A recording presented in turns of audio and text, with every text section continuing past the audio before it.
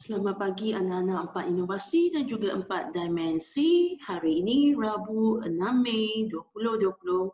Tajuk kita kebarangkalian peristiwa bergabung. Dengan subtopik kita hari ini kebarangkalian peristiwa bergabung, peristiwa bersandar dan tidak bersandar. Okey.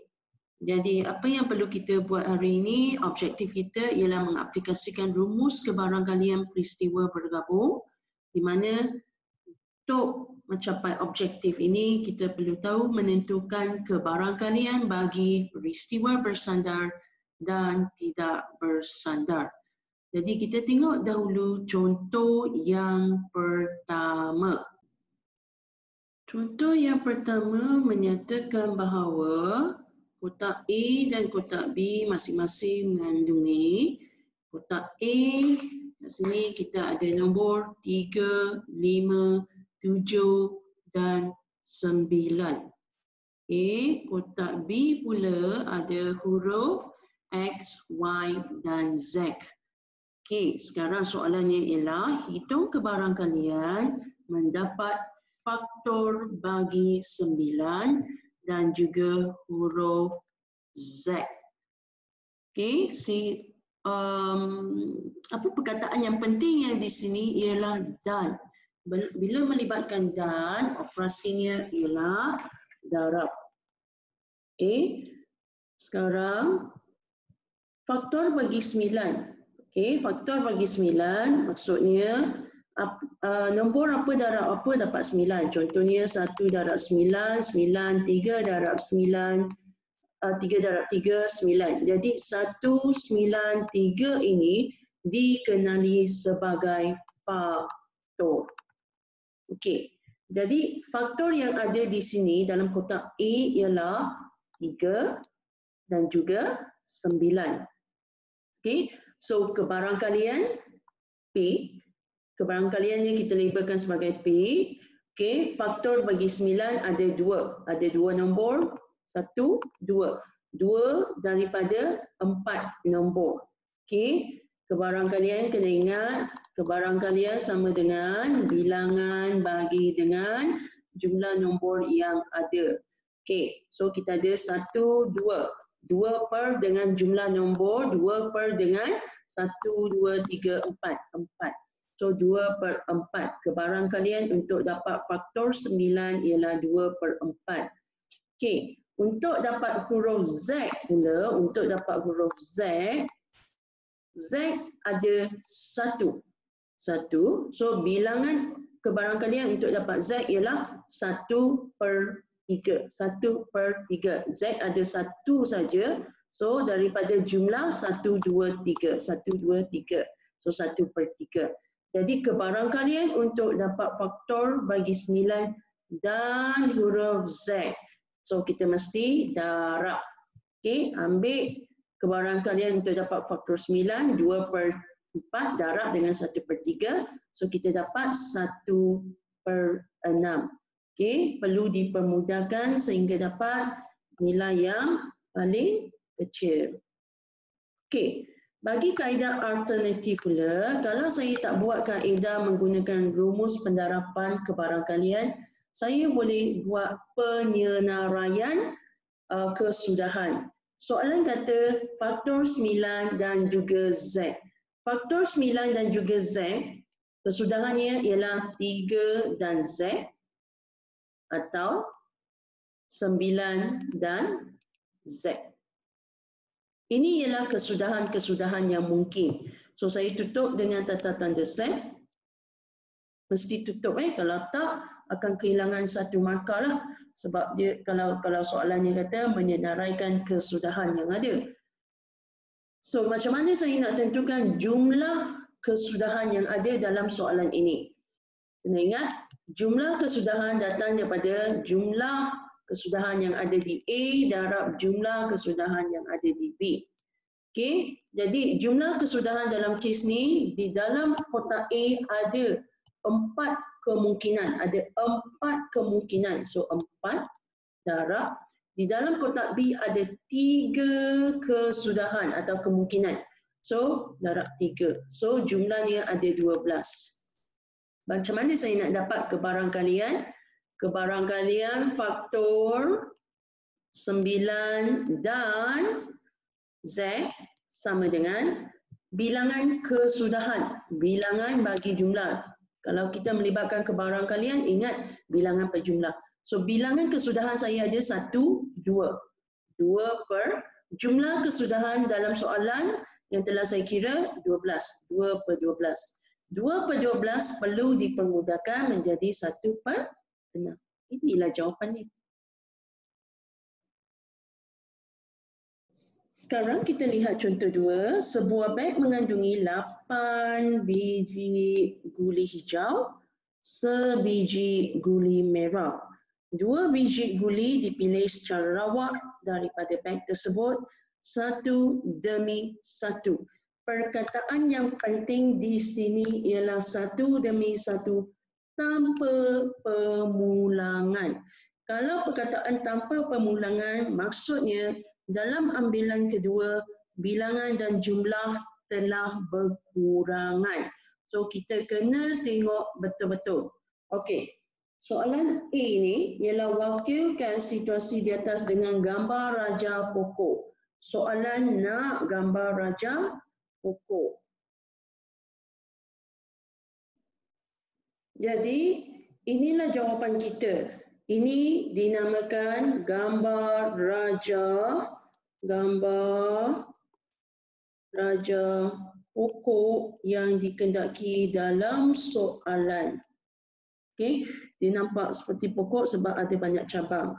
Okey, guli pertama daripada yang ni kita start. Guli pertama mungkin kita dapat hijau, mungkin kita dapat merah. Jumlah asal dia kata ada 8 hijau, 1 merah. Jumlah asal semua sekali ada 9 biji. Ingat jumlah asal ada 9 biji. So untuk kebarangkalian dapat hijau yang pertama, bilangan per jumlah, bilangan yang hijau ada 8 per 9. Okey. Untuk dapat merah pula, merah ada 1. Bilangan per jumlah, kebarangkalian bilangan per jumlah, so 1 per 9. Okey, katakan ambilan yang pertama. Saya ikut laluan ni. Katakan ambilan pertama saya dapat hijau tanpa pemulangan. Okey, kalau saya dapat hijau, ambilan 1, guli dalam ambilan kedua, hijau dah keluar 1, tinggal 7 biji. Hijau dah keluar, tinggal 7 biji. So 7 per 8. Tengok 7 per 8. Sebab hijau dah keluar 1 sekarang, ambilan 1. Hijau, kalau dapat hijau dah keluar sekarang. Daripada ambilan 2, hijau tinggal 7 biji hijau. Okey, merah tinggal 1 merah. So dalam ambilan kedua, dalam kotak kita tinggal 8 biji. Kalau saya dapat hijau untuk ambilan kedua, maka bilangan per jumlah, kebarangkalian bilangan per jumlahnya ialah 7 per 8. Bilangan per jumlah. Ini untuk kesudahan dapat hijau dan hijau. Okey, katakan saya tak ambil hijau. Ambilan pertama saya dapat hijau, tetapi ambilan kedua saya dapat merah. Katakan saya ikut laluan yang kedua pula. Okey, kalau ambilan pertama saya dapat hijau, hijau dalam ambilan kedua tinggal 7 biji. Okey, merah masih ada sebiji, jumlah dalam kotak tinggal 8 sebab dah dikeluarkan 1 biji dalam ambilan pertama. So sekarang, kebarangkalian saya dapat merah dalam ambilan kedua ialah bilangan per jumlah. Bilangan merah ada 1, per jumlah ada 8. So 1 per 8. Ini adalah untuk guli hijau dan merah. Okey, katakan saya tak ikut yang pertama dan kedua. Saya mungkin dapat merah untuk ambilan pertama. Tengok yang warna hijau Untuk ambilan pertama, jumlah di dalam kotak ada 9. Okey, kebarangkalian ialah bilangan perjumlah. Kebarangkalian bilangan perjumlah. So, untuk dapat merah, kebarangkaliannya ialah merah bilangannya ada 1, 1/9. Bilangan merah per jumlah yang ada dalam kotak 9. So, lepas saya keluarkan 1 biji guli merah, di dalam kotak tinggal 8 biji. Sebab tiada pemulangan dilakukan. Okey, untuk yang warna hijau sekarang, saya masih ada 8 biji yang warna hijau dan 0 biji warna merah. Sebab kalau ambilan pertama merah, merah dah keluar, habislah, tak ada yang merah lagi. So, 8 daripada jumlah 8. So, untuk dapat hijau, bilangan per jumlah. Bilangan hijau yang saya ada 8. Per dengan jumlah 8. So, 8/8. Okey, ini ialah laluan untuk merah dan hijau. Okey.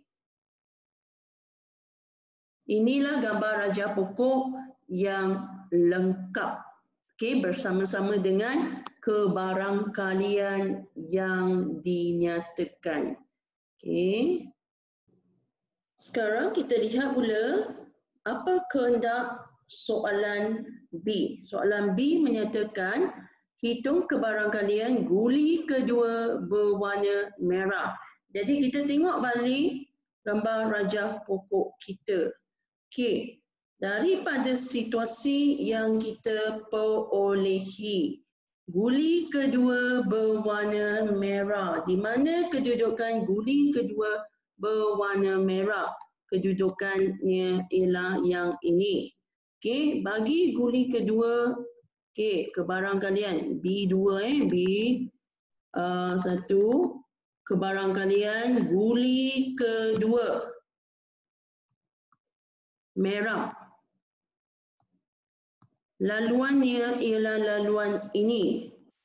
Guli kedua warna merah. Yang lain hijau-hijau. Guli kedua hijau-hijau. So saya ambil kesudahan ini. Kesudahan hijau merah. Macam mana saya nak dapatkan kebarangkaliannya? Laluannya adalah ikut ini. Laluannya ikut yang ini. Dan yang ini. Okey. So kebarangkalian yang pertama untuk dapat hijau 8/9. Okey, perkataan dan dan darab 1/8. So kita dapat 1/9 kebarangkaliannya. Okey.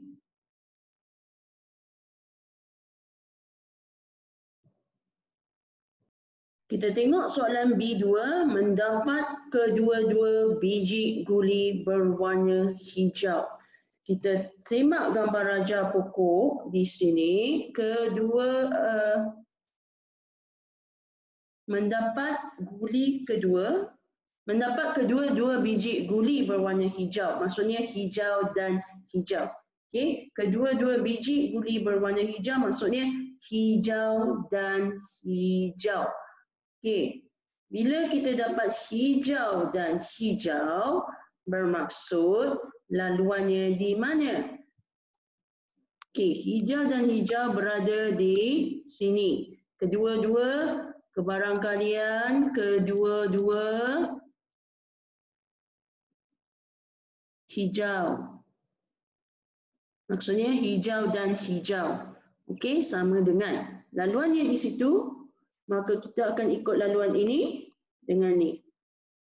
Okey, bermaksud hijau yang pertama 8/9 dan hijau yang kedua 7/8. So dapatlah 7/9 jawapannya. Kena permudahkan kena permudahkan jawapannya. Jadi latihan pengukuhan untuk hari ini, muka surat 252, latihan praktis sendiri 9.2C, buat soalan 1, 2 dan 6 sahaja. Okey, ini ialah untuk lampiran pelajar yang tidak ada buku teks di rumah, boleh rujuk latihan dalam slide 1, 2 dan 6 sahaja. Okey, di sini cikgu nak bagi sedikit tips untuk menjawab soalan yang diberikan. Okey, tengok soalan yang pertama. Dalam kotak K dan L masing-masing mengandungi 4 keping kad berlabel huruf. Ini ialah kotak K, ada huruf B, A, Y, U. B, A, Y, U. Jumlah kat dalam ni ada 4. 4 So bilangan K ada 4.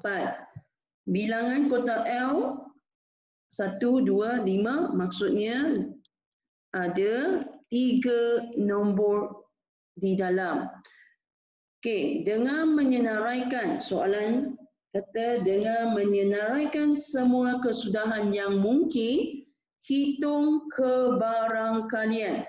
Di sini ada 2 soalan sebenarnya. 1, kita kena senaraikan semua kesudahan. Yang kedua, lepas senaraikan kesudahan, kita kena hitung kebarangkalian. Kebarangkalian untuk peristiwa apa? Tengok baik-baik. Peristiwa untuk mendapat huruf vokal dan nombor genap. Perkataan dan maksudnya darab. Okey, vokal maksudnya huruf A, E, I, O, U. Jangan lupa A, E, I, O, U ialah vokal. Yang bukan A, E, I, O, U dikenali sebagai konsonan. Okey, sekarang kesudahannya, kita kena senaraikan kesudahannya. Okey, pasangan yang pertama, huruf vokal. Pasangan ni saya ambil A. A gabung dengan nombor genap. Nombor genap yang ada dalam kotak KL cuma ada 2 saja. So A 2. Ada tak lagi huruf vokal dalam kotak K? Jawapannya ada. U juga adalah huruf vokal. Vokal dan genap. Vokal dan genap. Genap 2. Ada tak lagi huruf vokal? Tidak ada. Kita sudah ambil A, kita dah keluarkan U. So, jangan lupa tutup dengan tata tanda set. Jadi, ini ialah kesudahan untuk dapat vokal dan genap. Okey, sekarang saya dah selesaikan senarai semua kesudahan. Saya perlu jawab pula hitung kebarangkalian. Hitung kebarangkalian, kita perlu tahu berapa jumlah kesudahan yang ada dalam gabungan peristiwa ini. Okey, gabungan peristiwa ini, jangan lupa jumlah kesudahan datang daripada jumlah peristiwa dalam K darab jumlah kesudahan di dalam L. Okey, so K kita ada 4, L kita ada 3. Jumlah kesudahannya ialah 12 NS. Sekarang untuk dapat kebarangkalian vokal. Vokal dan ialah simbol ni. Kalau tak tahu guna simbol persilangan ni, boleh tulis perkataan dan. Genap. Vokal dan genap, kita ada berapa kesudahan? Ada 1, ada 2. Ada 1, ada 2. Okey, ada 2 kesudahannya per dengan berapa jumlah kesudahan yang ada. Jumlah kesudahan yang ada ialah ini yang kita cari NS. Okey, 12. So permudahkan kita akan dapat 1/6. Ini adalah untuk menjawab soalan nombor 1. Baiklah, untuk soalan nombor 2, bagaimana kita nak menjawabnya? Tipsnya ialah kita baca dan fahamkan dulu soalan. Okey, Ada sebiji dadu adil yang mempunyai 4 permukaan yang dilabelkan 1, 2, 3, 4. Okey, 1, 2, 3, 4. Dadu dilambung 2 kali dan nombor di bawah dicatatkan. Okey, perkataan dadu adil bermaksud 1, 2, 3 dan 4 mempunyai kemungkinan ataupun kebarangkalian yang sama untuk diperolehi di bawah tapak dadu. Okey, sekarang dengan melambung dadu sebanyak 2 kali, catatkan nombor yang berada di bawah permukaan, hitung kebarangkalian mendapat nombor ganjil. Okey. Nombor yang kita ada dalam dadu kita ada 1, 2, 3, 4. So kesudahan kita kena senaraikan semua kesudahan soalan suruh kita senaraikan semua kesudahan kedua-dua nombor ganjil. Okey. Tentukan yang mana ganjil. 1 ganjil, 3 adalah ganjil. Soalan nak kedua-dua ganjil. Kesudahan, ganjil dan ganjil. Okey, sama dengan pasangan pertama. 1, 1.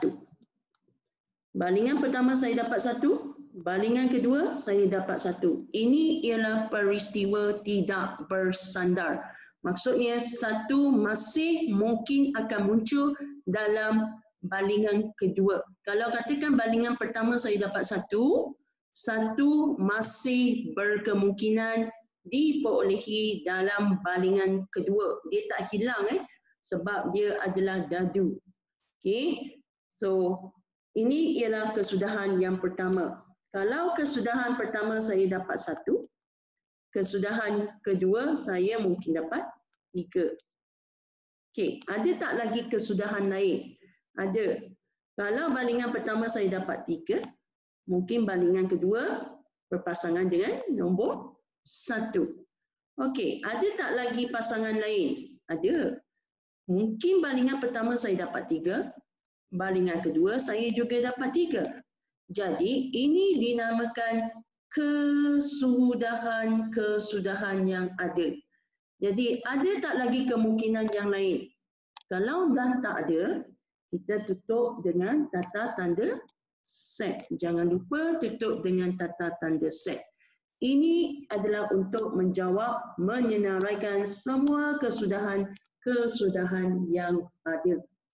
Okey, sekarang barulah kita pergi kepada menghitung kebarangkalian. Mendapat kedua-dua nombor adalah ganjil. Sebelum kita menghitung kebarangkalian, kita kena dapatkan jumlah kesudahan yang mungkin. Okey, iaitu NS, jumlah kesudahan yang mungkin. Balingan yang pertama, ada berapa kesudahan? Dadu kita ada nombor 1, 2, 3, 4 kan? So, ada 4 kesudahan. Balingan kedua, ada berapa kesudahan? 1, 2, 3, 4. Ada 4 juga kesudahan. So, jumlah kesudahan kita ada 16. Okey. Selepas itu, barulah kita buat kebarangkalian. P untuk kebarangkalian, P probability dalam BI-nya. Okey, ganjil dan ganjil. Okey, kalau saya tak nak tulis perkataan ganjil, saya boleh guna simbol ini, simbol persilangan. Okey, sama dengan bilangan per jumlah. Okey, maksudnya NA bagi NS. Kesudahan kita ada berapa? Kesudahan kita dah kira 1, 2, 3, 4. Ada 4 kesudahan yang mewakili ganjil dan ganjil. So 4 per dengan jumlah kesudahan kita 16. So tolong permudahkan dapat jawapan berapa. Saya kata permudahkan. So dapat berapa. Ini adalah untuk menjawab kebarangkalian. P mewakili kebarangkalian. Okey. So ini perlu permudahkan. Kalau tak tahu guna apa? Taklah. Kalau tak tahu, gunalah calculator. 4/16 tekan sama dengan dapat berapa jawapannya. Baiklah, kita tengok soalan nombor 6. Bilangan ahli Persatuan Sains dan Matematik di SMK Didik Jaya. Okey, kita ada bahagian perempuan, lelaki, sesi pagi, sesi petang. Okey. Soalannya ialah 2 orang ahli dipilih secara rawak daripada lelaki. Perkataan ahli lelaki ni penting.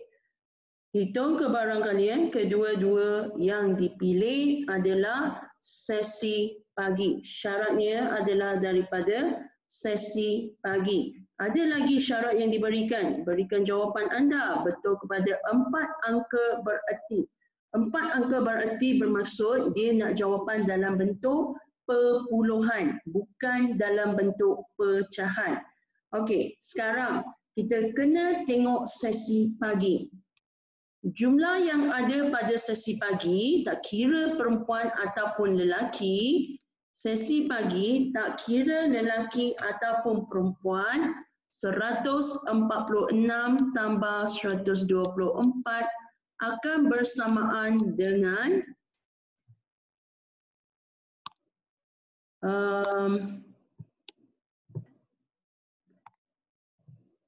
okey, tulis begini. NS 146 tambah 124 akan bersamaan dengan 2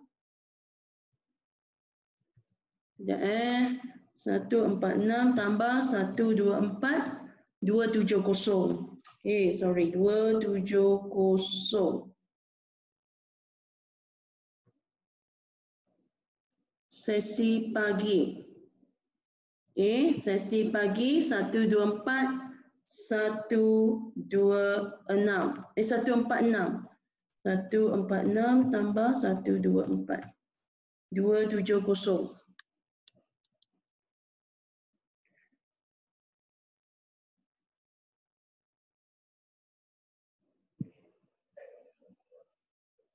Okey, kita tengok sesi petang pula. Sesi petang jumlahnya kat sini, jumlah untuk pelajar sesi petang.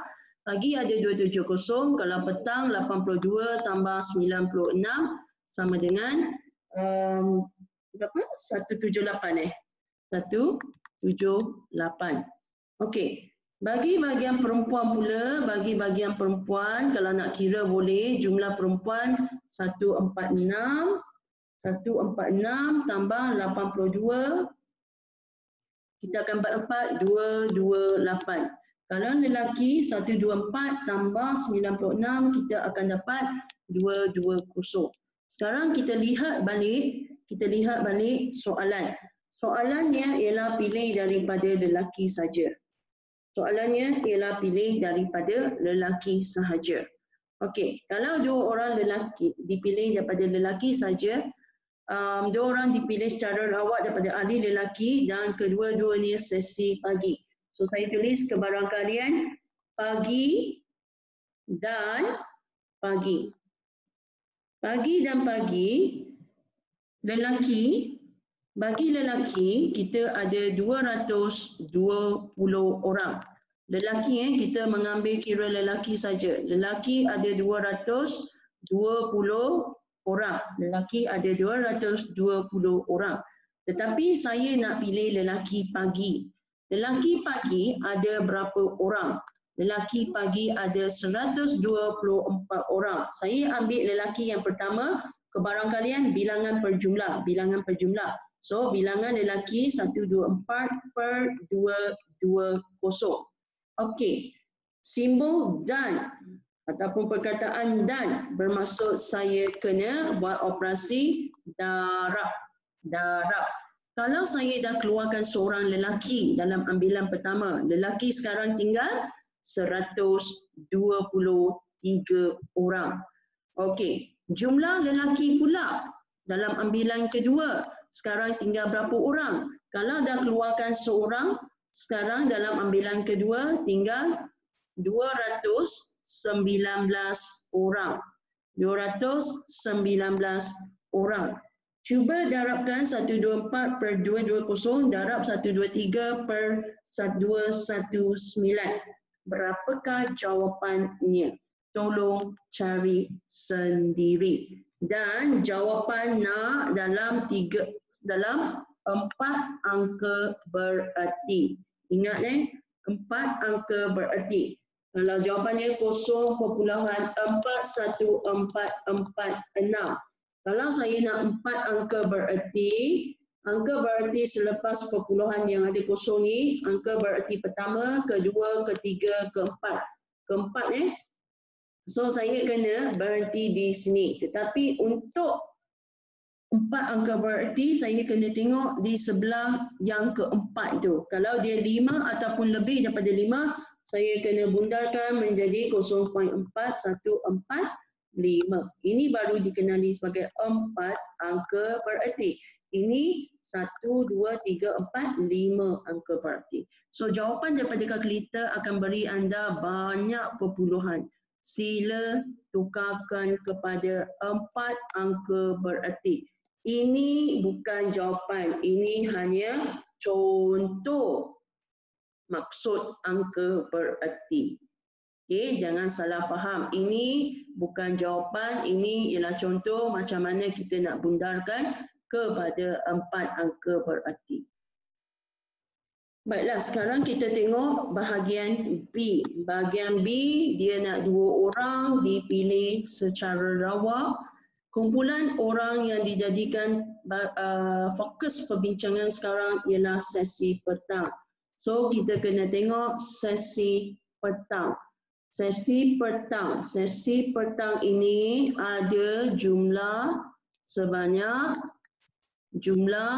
pelajar sesi petang ada sebanyak 82 tambah 96 sama dengan 178 tadi 178 kita dah buat tadi, tapi bila dah padam tu tak nampak jawapan, so kena buat semula lah. Kalau sesi petang, kita tengok sesi petang sahaja. Okey, kalau lelaki, kita tengok lelaki saja. Yang macam tadi, lelaki kita tengok lelaki saja. Okey, jadi tak perlu tengok yang lain. Okey, sekarang tengok sesi petang. Sesi petang syaratnya ialah kedua-dua orang dipilih adalah perempuan. Kalau perempuan, okey, kebarangkalian perempuan dan perempuan.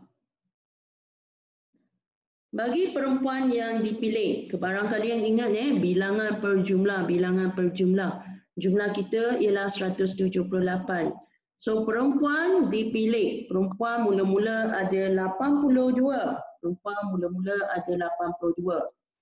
Per dengan jumlah, bilangan per jumlah ada 178. Dan pilihan kedua juga adalah perempuan. Kalau dah keluarkan seorang perempuan, sekarang kita tinggal berapa orang perempuan? Tinggal 81 perempuan. Per dengan jumlah yang tinggal sekarang berapa? Kalau mula-mula ada 178 orang, kita dah keluar seorang, tinggal 177 orang. So tolong kira sehingga dapat 4 angka bererti. Okey, nak bundarkan angka bererti, tengok sebelah kanannya, kalau lebih daripada 5 atau lebih daripada 5, kena bundarkan naik 1.